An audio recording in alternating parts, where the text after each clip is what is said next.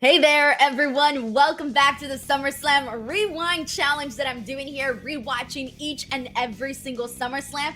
I am now in the year 1999, so we got plenty to talk about. But before we do, here's a friendly reminder that Blue Chew wants to sponsor your SummerSlam. Has your Prince Albert seen better days? It's a low blow when you can't perform in bed, so get Blue Chew. Blue Chew is a chewable tablet that helps you have better sex. Use the promo code Denise and check out the link in the description box below. Now let's get into SummerSlam 1999. Our first highlight is Jeff Jarrett defeating D'Lo Brown for both the WWF Intercontinental Championship and the European Championship. So even though the match itself wasn't anything great, the story itself was pretty fun. So Jeff Jarrett sends Deborah to the back because they're having problems, right? Problems. And she ends up coming out with D'Lo Brown. He's being a nice guy here. And so then afterwards, at one point, Jeff Jarrett threatens to hit Deborah with a guitar. But then Mark Henry comes out and Mark pretends like he's gonna put a stop to it, but he ends up hitting D'Lo Brown instead with the guitar. So all of a sudden, it's basically revealed that Jeff Jarrett, Mark Henry, and Deborah, this had all been this elaborate plan. And so Jeff Jarrett wins the match. He gets both titles, and he ends up giving the European title to Mark Henry. And that's how Mark ends up getting his first title. So when you think about it, it's kind of crazy that that was like the first moment for him to win the European Championship. But that is what we got here. So again, match nothing too great, but the story was kind of fun here. And all of the shenanigans that unfolded in the aftermath were pretty funny. Then we had the tag team turmoil for the WWF tag team titles, and we ended up seeing the Acolytes get the victory over the Holly Cousins. And of course, the other teams that we saw in this were Edge and Christian, the New Brood, Midian and Viscera, Draws and Prince Albert, and then of course the Acolytes and the Holly Cousins. So the funniest thing that I have to say about this is that growing up, I legitimately thought, and don't laugh, I legitimately thought that the Hollies were cousins because they look more like cousins than me and my actual cousins. And I'm sure a lot of you probably agree with this. Like, we don't really look like our cousins. They look like each other. I legitimately thought they were cousins.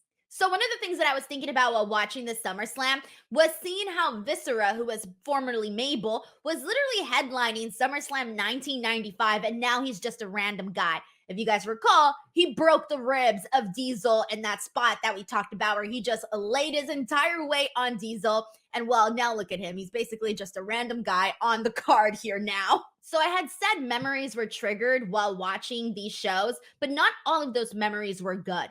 When I was growing up, I could never, ever get into Prince Albert, A-Train, whatever you guys want to call him. I was so absolutely grossed out by how hairy his back was.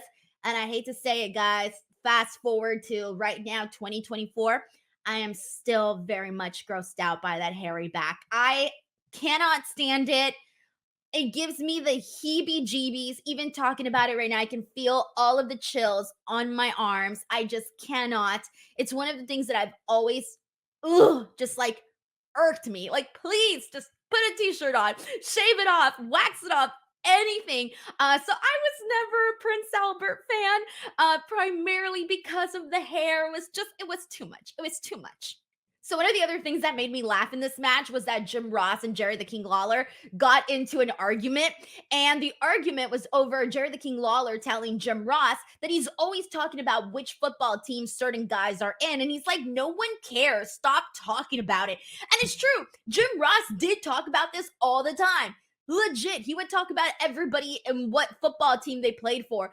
And you can tell he kind of got a little butthurt when Jerry the King Lawler said that, because then all of a sudden he brought up the time when Jerry the King Lawler ran for government and lost. And so you can tell he had to go low because Jerry the King Lawler had hurt his feelings. And so I thought that was hilarious because Lawler was totally right in this argument. Jim Ross was always talking about who was in whose football team or whatever. We also had Chris Jericho's first pay-per-view appearance, and Jericho basically cuts his promo on Road Dogg, and it's very cool. He's very funny, and Road Dogg was just like super lame. He had like a lame comeback to Chris Jericho. This was not really anything too memorable except for the fact that we got Chris Jericho cutting a promo here. He had just debuted, I think, like a couple weeks before that, the infamous debut with him and The Rock, which, by the way, I practically know by heart. I mean, I have to watch it, but I can fill in like the lines before they even say them. When I was in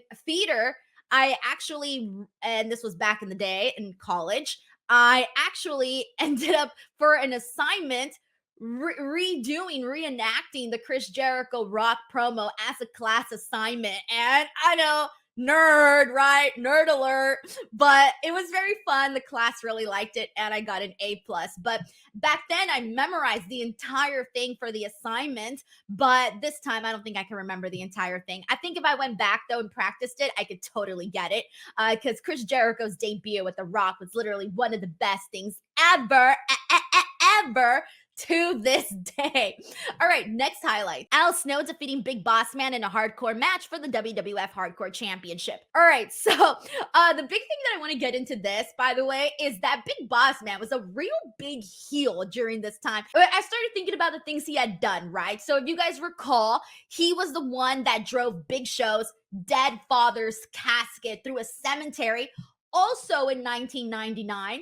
And then later on, after this match, I think a couple weeks later or however long after, on a SmackDown or something, basically what happened was Al Snow had a dog, Pepper. It was a little chihuahua. And apparently they did this during this time because if you guys remember, Taco Bell had that really famous chihuahua where he goes, "Yo quiero Taco Bell."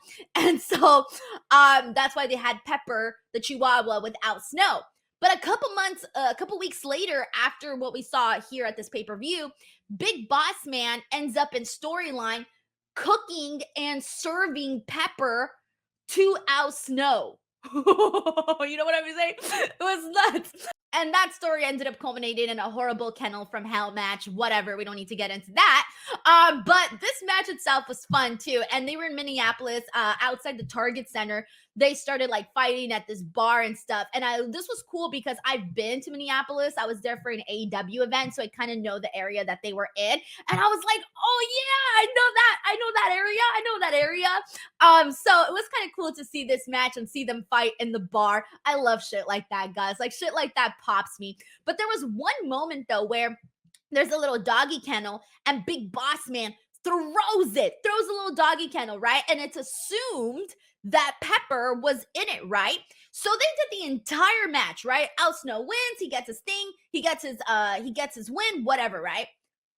It's until the next match where commentary literally has to say, "Hey guys, just to let you guys know, we found out that Pepper was never inside of the doggy kennel when Big Boss Man threw it." And I started to wonder, I wonder if they did that because PETA was going to get super mad if there was even an illusion that there had something happened to a dog, or maybe people thought that Pepper was really in there. I'm not really sure, but the fact that commentary had to come out and say the following match after, "Hey, Pepper was not in there," kind of says a lot because, people were going to be like, "What the F?" Was like, did you really hurt this dog?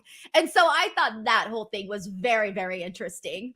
All right, so the next highlight that I want to talk about is the Greenwich street fight between Test and Shane McMahon. So the whole thing here is Test is dating Stephanie and Shane McMahon is being a big brother and doesn't really want Stephanie dating Test, right?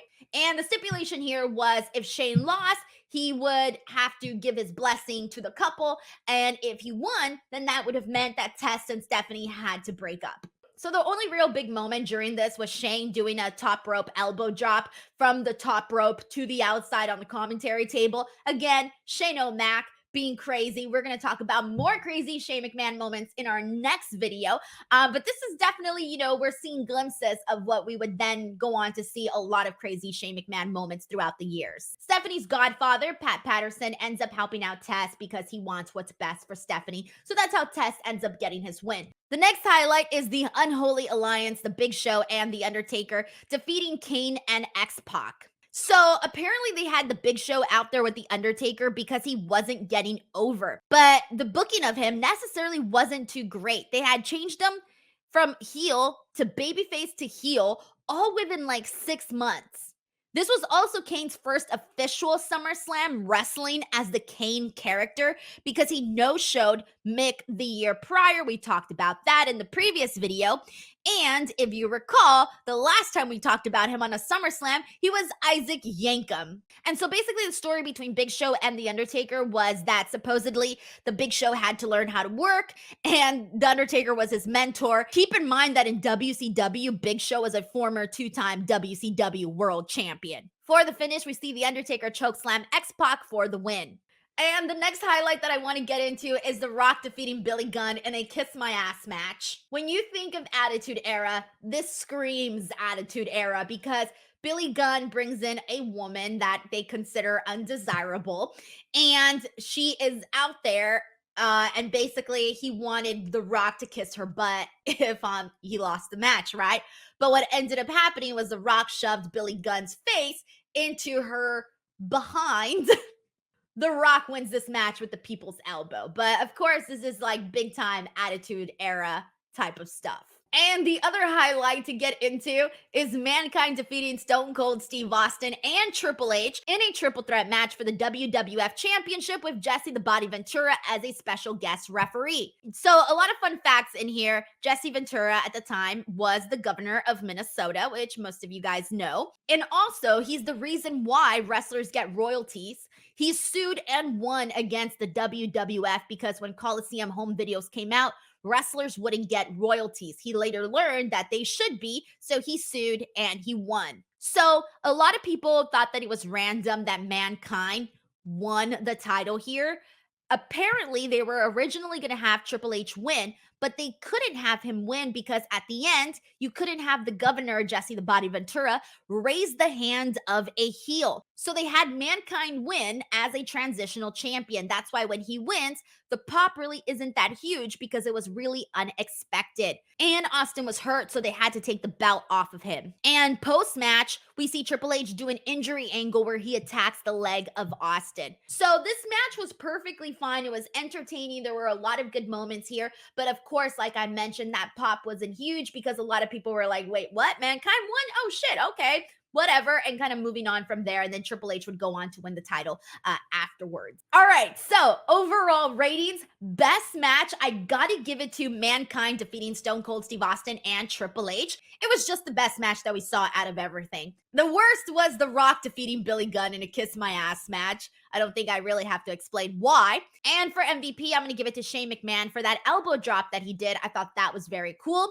And for the rating of the show, I'm going to give it a 7 out of 13. I thought some of the other shows were a little bit stronger than SummerSlam 1999. Alrighty, everyone, that is a wrap for this episode. As always, thank you guys so much for watching. Make sure to give some love to our sponsors, Blue Chew, and be back tomorrow for another episode. Plus, you can also check out the previous episodes up here on the channel. Thanks, guys. Bye.